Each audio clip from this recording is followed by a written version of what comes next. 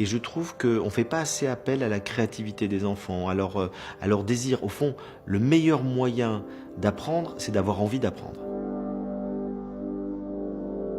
Alors Frédéric Lenoir, je suis philosophe et sociologue, écrivain, j'ai écrit une 50aine d'ouvrages, j'ai participé à un documentaire, un film de cinéma qui s'appelle Le Cercle des petits philosophes. Alors en fait l'idée c'était de faire de la philosophie avec des enfants de l'école primaire.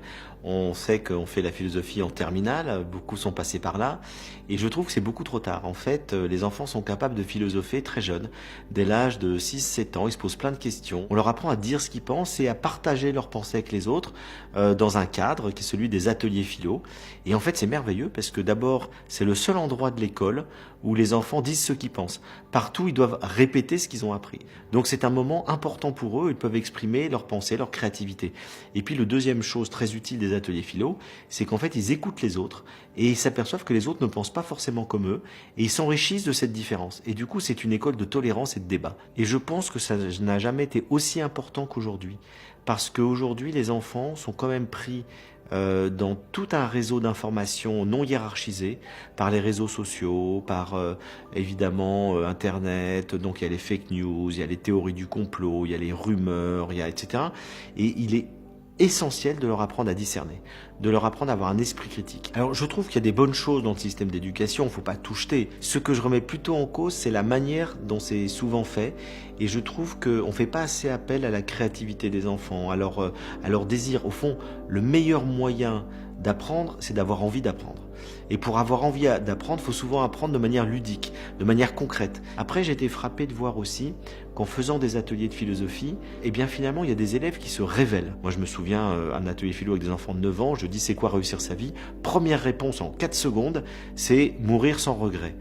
Ça mérite réflexion. Et cet enfant-là, on m'a dit, mais il parle jamais en classe. Et donc, d'un coup, se révèlent des enfants qui ont une pensée personnelle forte. Et j'ai été très marqué aussi, dans un contexte plus douloureux. J'ai fait un atelier philo après les attentats du Bataclan, à Paris, avec des enfants de 9 ans, CM1, et je leur ai posé la question, c'est quoi réussir sa vie?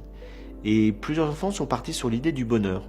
Réussir sa vie, c'est être heureux. Si on a été heureux, c'est qu'on a réussi sa vie. Puis il y a un enfant qui dit, je suis pas d'accord du tout. Alors je lui dis pourquoi?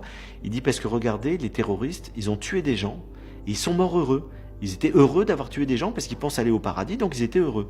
Et je pense qu'ils ont raté leur vie. Alors je lui dis pourquoi? Il me dit, parce que je pense que pour réussir sa vie, peut-être qu'il faut être heureux, mais il faut avoir respecté les autres. Il faut avoir été juste. Et si on fait son bonheur sur le malheur des autres, on a raté sa vie. Il a convaincu tous les autres enfants.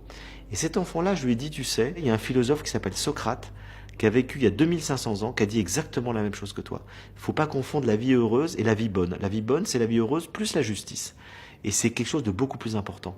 Et il m'a répondu, je suis heureux de savoir que Socrate pense comme moi. Alors ce qui est très émouvant, c'est effectivement dans le documentaire, on voit non seulement les enfants dans les ateliers philo, mais c'est pas là l'essentiel du film.